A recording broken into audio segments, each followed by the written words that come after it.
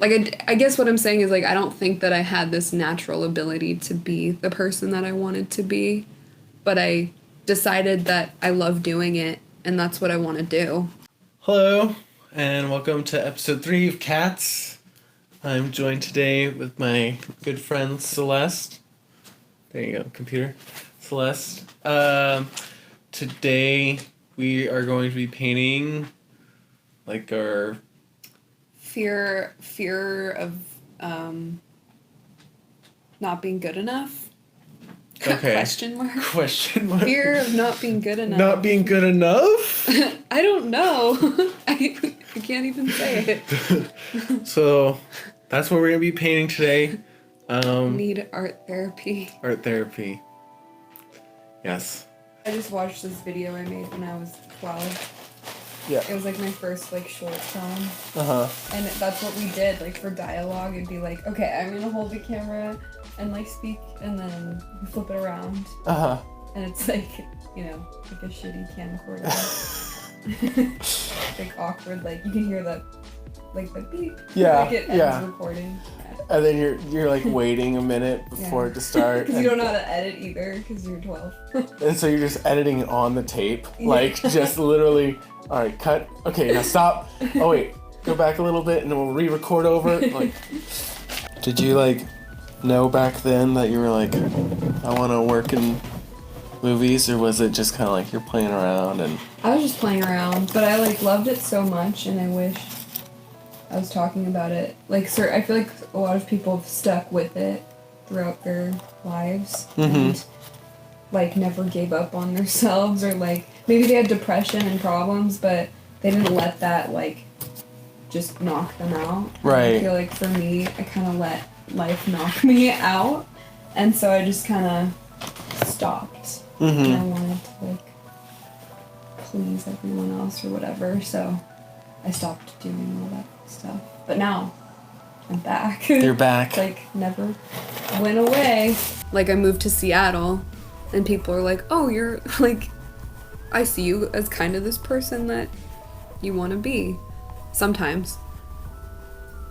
And it's, like, because you decided to do it, that you're that person now. It's kind of like what you were saying about earlier, how, like, we kind of create our own realities by taking that step forward and, like, saying, you know, this is who I will be. You're kind of, like, already molding yourself. Yeah. I mean, that's what I hope. Like what we're doing now? Yeah. Yeah. You know, because, like, this was my New Year's resolution for last year. And so, if I would have been starting it a year ago, it... You're like, what could have happened? Exactly. Yeah. Doing the things that you want to do, even if you don't want to do the things that have to be done to do the thing. It's like, that's a whole nother thing. Yeah. Yeah. Because I've heard all these messages like, you need to do what feels good, or I guess it's more what feels right, but like, I don't know, follow what feels good. Yeah. And that really me up, because then I'll just be in bed and I'm like not getting anything done. Yeah. And so that's a big balance there. Do you want to have kids?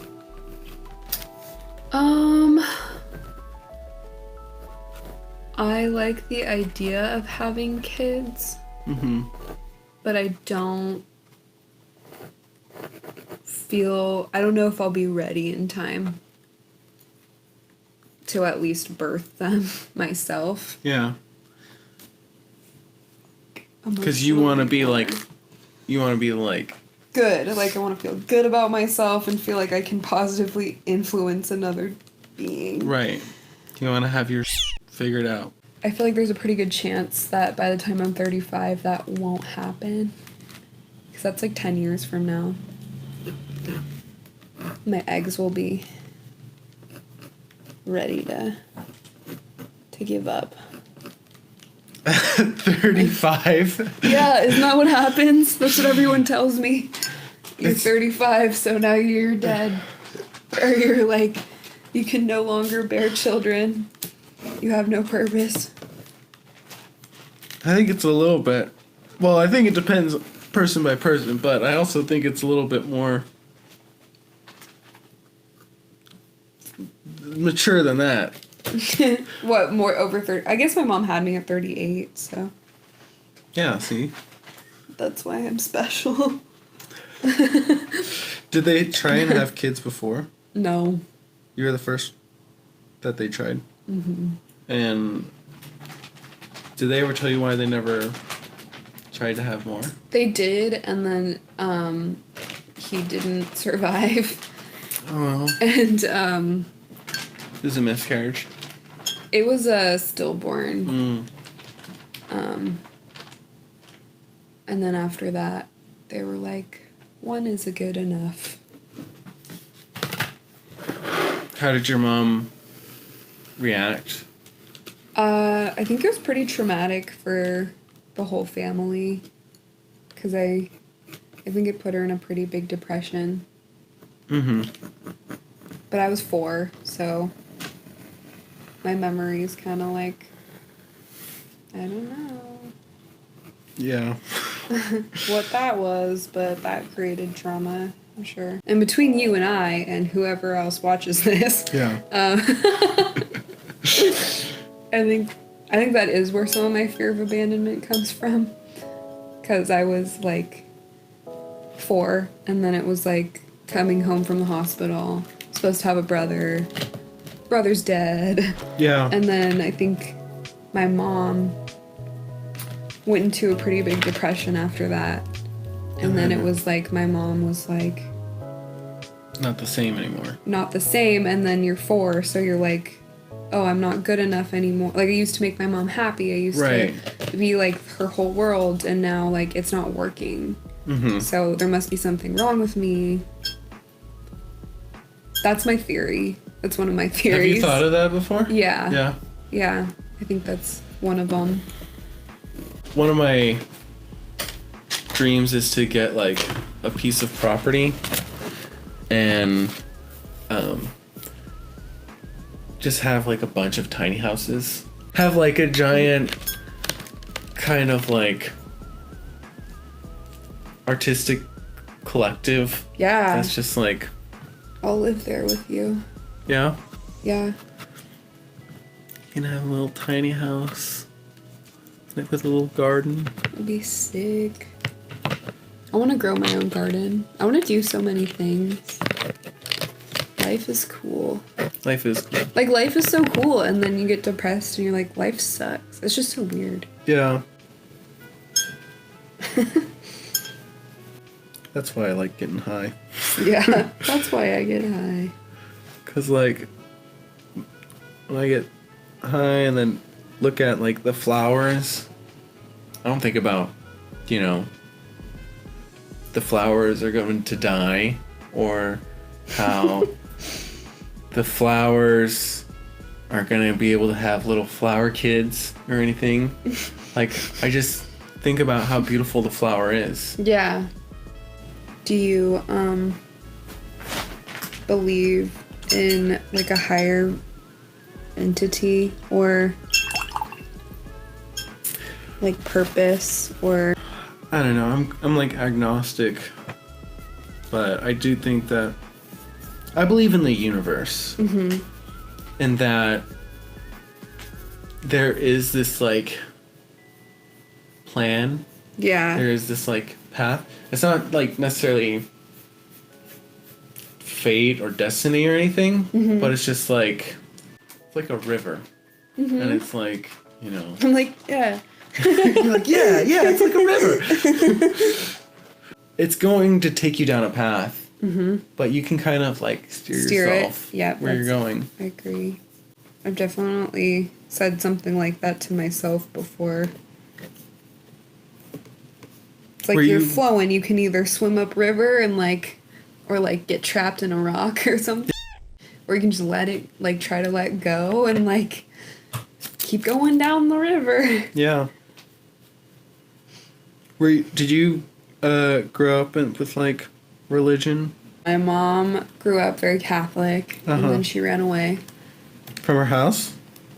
She grew up in like French in Montreal, where it's like French mainly. And people back then, because they were kind of behind the time, like from America, so it was a little different, I suppose, is the way she says it. And they're very Catholic. She makes it sound like it was kind of abusive. Probably was. Which I could see. Yeah. And so then she like started her own yoga business and like went to India and like was all crazy, which I think is pretty cool. Basically, the point of that is like she embraced Buddhism. And then she like blessed me as a Buddhist when I was a baby. So technically I'm Buddhist. Okay. But I'm not a practicing Buddhist. I'm spiritual. Yeah. I'm like a spiritual junkie. Okay, and then boom! Look at that, we're done. Whoa! Whoa! Oh my gosh, the magic of editing. Right? We're finished with our paintings. Do you want to talk about yours? Sure. This, I didn't know what I was gonna do, and so when I got here, I thought of the moon, which you can vaguely see maybe in this corner, and let me see if I can. I feel very connected to the moon. For some reason, I look at it and it gives me, feels like I'm connected to something bigger than myself. And I guess this is related to not feeling good enough, because I think that it's like the healing part of not being good enough. And I started to draw. First there were these like waves that you can't really see. So it's definitely not very earthly. It's more, there's this woman who is like a guardian, protective entity who feels like she's good enough and she wants you to be good enough. And at one point I got kind of frustrated, so I just smeared a bunch of color everywhere, but it worked out. And now it's this abstract collage of color and positivity. I'm wondering, like, if that like represents anything. The fact that you got frustrated and just like started smearing colors. I wonder if that like I'm not good enough. Yeah, and it's not good enough, so I'm gonna get up. It's like, yeah, the quick and easy. Well, deep. This is what happens when you don't feel like you're good enough. Yeah. You just smear colors everywhere. I like working with my hands. But I like how the colors like blended together and stuff. Me too. I think it's kind of like, she's also kind of covered up, so maybe she or we have still some work, some uncovering to do. It's like she's in this storm of color, and she will, soon the veil will be lifted and she will be good enough again. It's like your frustration, the emotion of the frustration obscures you from looking at who you really are. Yes, exactly. Oh, I love that, because it's true. Like with this piece. This is called frustration. Frustration of not being good enough. I like it. So this piece is called Birthday for One. It's kind of just like a representation of my social anxieties of, you know, wanting to have people around that want to celebrate me and there's no one there, you know, just feeling like I'm not special enough to be celebrated. And it's kind of like one of the reasons why I don't really tell people happy birthday because I don't. You know, I've had so many birthdays that have just been letdowns that I feel like saying happy birthday is like a curse. Yeah. And it's like, you know, oh, if you don't have a happy birthday, then you don't deserve to exist. So,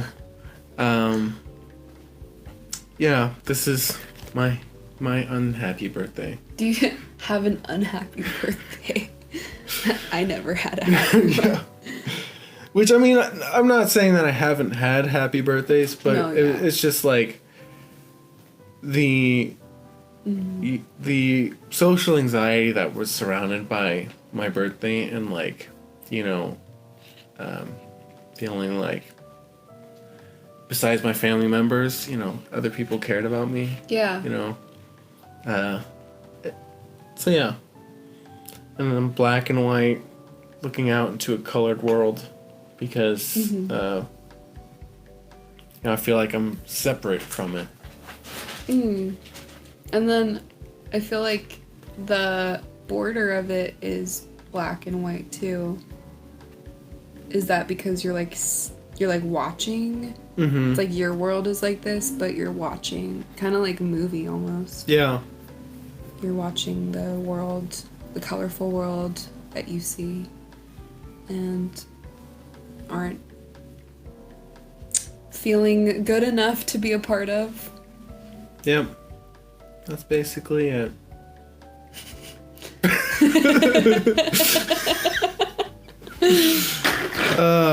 Isn't it good to look back on memories and just I think put them away. put them away?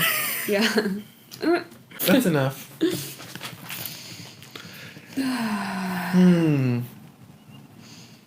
That was nice. I liked not only that, you know, we went and talked about these issues, but it's like a better bonding experience, I feel like, you know? I feel like we learned a lot.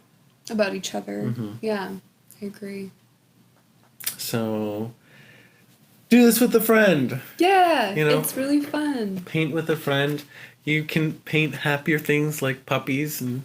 No. That's... Or you could paint, you know... Well, why am I here? Question mark. Yeah.